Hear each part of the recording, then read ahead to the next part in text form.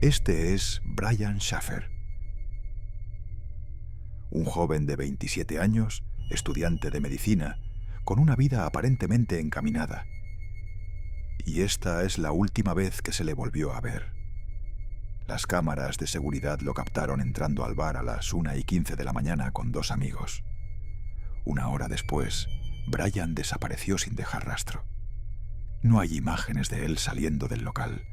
Nadie lo vio abandonar el lugar y ningún testigo ofreció una pista sólida. Simplemente se desvaneció. Pero, ¿cómo puede alguien desaparecer en un lugar público, lleno de gente, y sin que nadie note nada extraño? ¿Qué pasó dentro de aquel bar, o quizá fuera de él, que llevó a Brian a desaparecer como si nunca hubiera estado allí?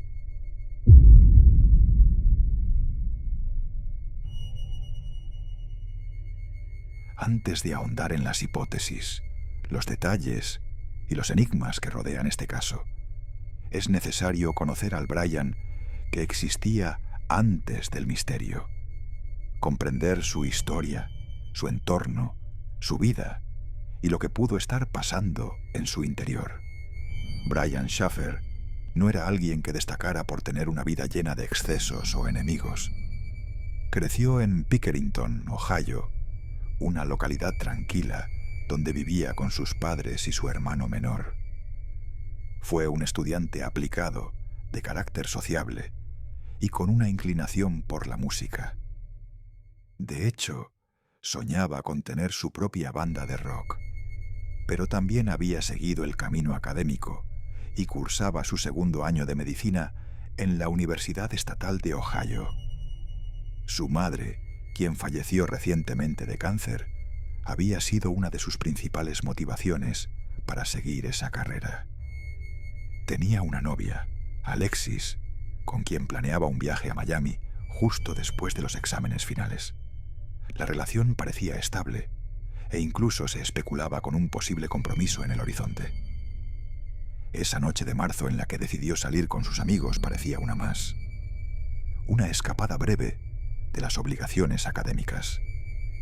Lo que nadie imaginaba es que acabaría convirtiéndose en el inicio de uno de los misterios más desconcertantes de los últimos tiempos.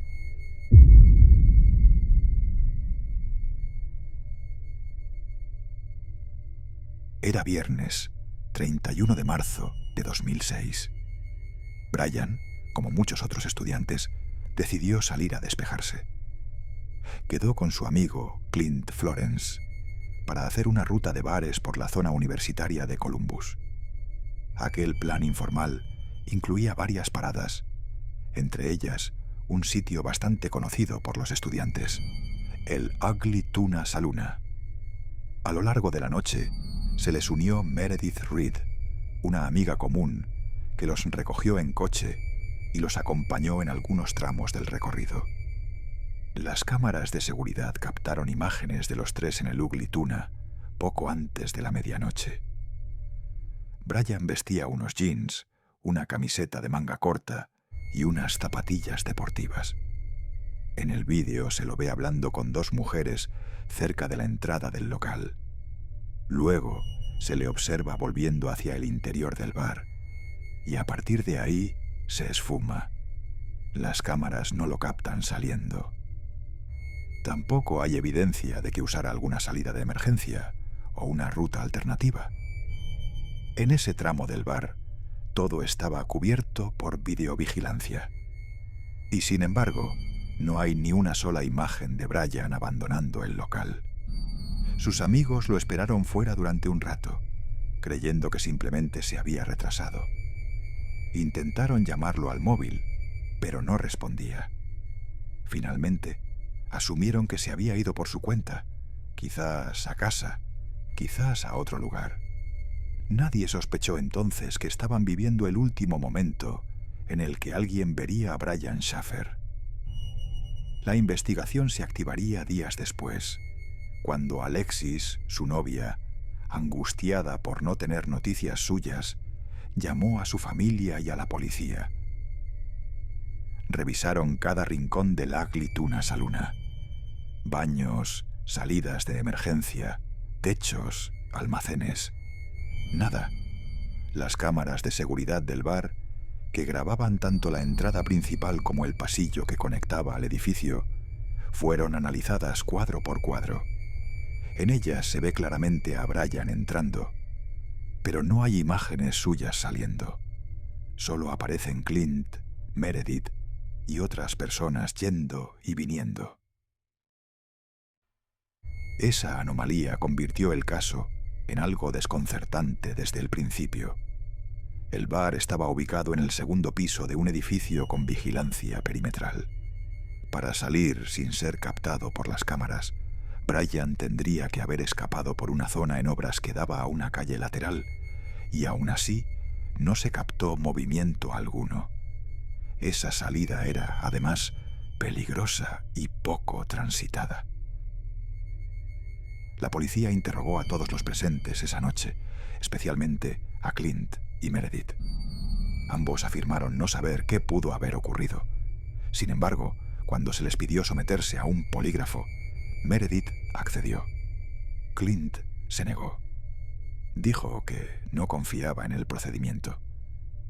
Desde entonces, la relación entre él y la familia Schaffer se volvió tensa. Mientras tanto, la comunidad universitaria se llenó de carteles con el rostro de Brian. Se organizaron búsquedas, tanto en Columbus como en áreas cercanas. Ríos, túneles, edificios abandonados. Pero no hubo pistas, ni llamadas, ni testigos que ofrecieran información útil. El caso comenzaba a adquirir tintes casi imposibles. ¿Cómo desaparece alguien en un lugar vigilado por cámaras sin dejar ningún rastro? Con el paso de las semanas y sin ningún indicio claro, comenzaron a surgir diversas teorías en torno a la desaparición de Brian Schaffer. La policía, los medios y los internautas empezaron a construir hipótesis que, si bien eran en muchos casos puramente especulativas, intentaban llenar el vacío dejado por la ausencia total de pistas. Una de las primeras hipótesis fue la de la huida voluntaria. Algunos pensaban que Brian, abrumado por la presión de los estudios, el duelo por la muerte de su madre y la expectativa de una futura propuesta de matrimonio, podría haber decidido empezar de cero en otro lugar. El hecho de que no hubiese señales de violencia y que su tarjeta bancaria y cuenta telefónica no se usaran más alimentaba la idea de una desaparición planificada. Pero quienes lo conocían bien, como su padre y su novia Alexis, descartaban por completo esta posibilidad. Según ellos, Brian no tenía ninguna intención de abandonar su vida, mucho menos sin avisar. Otra teoría apuntaba a un accidente, que tal vez en estado de embriaguez hubiera salido por una salida de emergencia, se hubiese desorientado y caído en alguna zona en construcción o incluso al río cercano.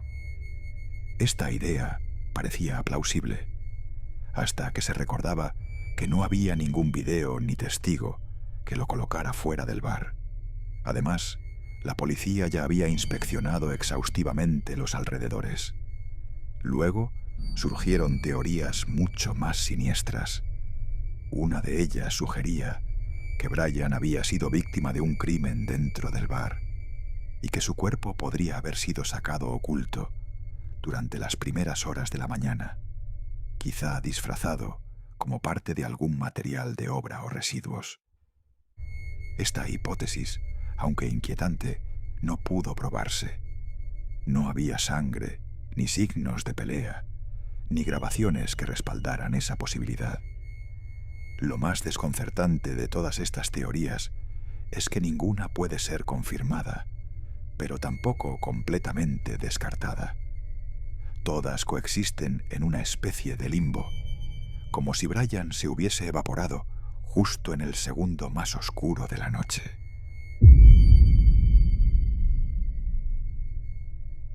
Su novia Alexis, que había esperado con ilusión un viaje a Miami, donde creía que Brian le pediría matrimonio, continuó llamando a su número durante años. En una ocasión, su teléfono sonó antes de ir directo al buzón de voz. El operador telefónico explicó que probablemente fue un error técnico, pero ese breve destello de posibilidad reabrió heridas que nunca llegaron a cerrarse.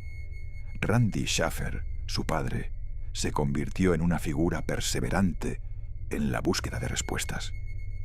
Publicó anuncios, habló con la prensa y asistió a vigilias, todo con la esperanza de encontrar a su hijo. Pero esa esperanza se fue apagando lentamente, especialmente tras un golpe devastador. Randy falleció en 2008 al caer accidentalmente por unas escaleras mientras limpiaba los escombros del fuerte viento. Una tragedia más para una familia ya marcada por el dolor. Con el paso del tiempo, los foros de Internet, especialmente Reddit y webs de casos sin resolver, continúan debatiendo sobre lo ocurrido. Algunos usuarios siguen revisando las imágenes del bar, buscando detalles que pudieron pasarse por alto. Otros sostienen que Brian pudo haber conseguido una nueva identidad, aunque nada apoya esa idea, más allá de conjeturas. Las teorías han sido muchas, pero las pruebas siguen siendo cero. Brian simplemente desapareció, sin dejar rastro, sin un cierre para su familia, sin una respuesta que consuele. El caso de Brian Schaffer no es solo una desaparición, es también una grieta en nuestra comprensión de lo cotidiano, un recordatorio de que incluso en espacios controlados, iluminados y rodeados de gente, el misterio puede imponerse sin previo aviso. ¿Qué lleva a una persona joven, con planes de futuro, rodeada de amigos y aparentemente estable emocionalmente, a desaparecer sin dejar huella? ¿Es posible que alguien desaparezca en cuestión de minutos sin que las cámaras ni los testigos puedan explicar cómo? Este caso nos confronta con algo que nos incomoda profundamente: la sensación de que no todo es rastreable, de que no todo tiene lógica o explicación inmediata, que detrás de la imagen pública de alguien puede haber dilemas personales que no se ven, planes no compartidos o decisiones tomadas en soledad. Pero también refleja la fragilidad del entorno en el que confiamos. Un bar concurrido, un campus universitario, una ciudad moderna con cámaras y tecnología. Y aún así, el vacío, la incertidumbre, el silencio. Brian Schaffer sigue siendo, hasta el día de hoy, una pregunta sin respuesta.